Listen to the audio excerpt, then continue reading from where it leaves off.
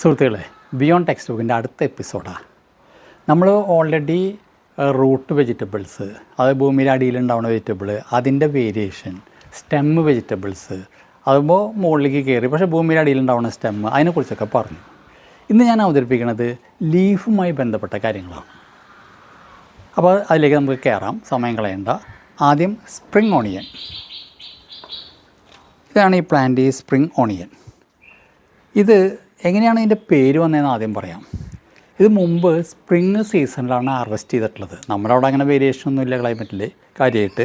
അപ്പോൾ സ്പ്രിംഗ് സീസണിലാണ് ഇത് ഹാർവെസ്റ്റ് ചെയ്തിരുന്നത്. അതിനാണ് സ്പ്രിംഗ് ഓണിയൻ എന്ന് പേര് വന്നത്. ഇത് ഉള്ളി തന്നെയാണ്, ഉള്ളിയുടെ ഒരു വേറൊരു ടൈപ്പാണ്. ഇതിൻ്റെ യൂസ്ഫുൾ പാർട്ട് ശരിക്കും ഈ ലീഫാണ്.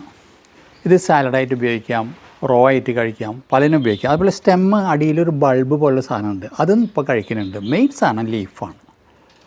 ഇത് ടേസ്റ്റിയാണ്, ന്യൂട്രിയൻ്റാണ്, ഹെൽത്തിയാണ്, നല്ല വിറ്റാമിനും സാധനമൊക്കെ ഉള്ളതെന്നാണ് പറയണത്. അപ്പോൾ ഇതാണ് സ്പ്രിംഗ് ഓണിയൻ. അപ്പോൾ ഇവിടുത്തെ എഡിബിൾ പാർട്ട് മെയിനായിട്ട് ലീഫും അതുപോലെ അതിൻ്റെ അടിഭാഗത്തുള്ള ബൾബ് പോലെയുള്ള സ്റ്റെമ്മും. ക്ലിയറായെന്ന് വിചാരിക്കുന്നു. ഇനി നമുക്ക് അടുത്തതിലേക്ക് പോകാം. അത് നമുക്കെല്ലാവർക്കും പരിചയമുള്ള അമരാന്തസാണ്, ചീര. ചീര ഇതിൻ്റെ ലീഫാണ് മെയിനായിട്ട് എഡിബിളായിട്ടുള്ള പാർട്ട്. രണ്ട് ടൈപ്പ് ചീരയുണ്ട്, പച്ചയുണ്ട്, ചുവപ്പുണ്ട്. ഇതിപ്പോൾ ഞാൻ രാവിലെ പറിച്ച് വെച്ചാണ്, വെള്ളത്തിലിട്ടുകൊണ്ട് ഫ്രഷായിട്ട് ഇരിക്കുന്നുണ്ട്. ഇതിൻ്റെ ലീഫാണ് മെയിനായിട്ട് കഴിക്കുക, പക്ഷേ അതിൻ്റെ സ്റ്റെമ്മും എഡിബിളാണ് ചീര. ഇനി മൂന്നാമത്തേലേക്ക് കയറാം. അത് നമ്മുടെ കേബേജ്. കേബേജ് നമ്മൾ പണ്ട് തൊട്ടേ പഠിച്ചിട്ടുള്ളതാണ് കേബേജിനെ കുറിച്ച്. അതൊരു വെജിറ്റബിളാണ്, ന്യൂട്രിയൻ്റാണ്. അതുപോലെ തന്നെ ഇതിൻ്റെ ഒരു ലീഫി വെജിറ്റബിൾ എന്നൊക്കെ നമ്മൾ പഠിച്ചിട്ടുണ്ട്. ശരിക്കും ഇതെന്താ സംഭവം എന്ന് വെച്ച് കഴിഞ്ഞാൽ, ഇതിൻ്റെ അടിയിലൊരു ബഡ്ഡുണ്ട്. ഈ ബഡ്ഡും അതിനെ ചുറ്റി ലീവ്സ് ഇങ്ങനെ കവർ ചെയ്ത് വരും ക്യാബേജിൻ്റെ.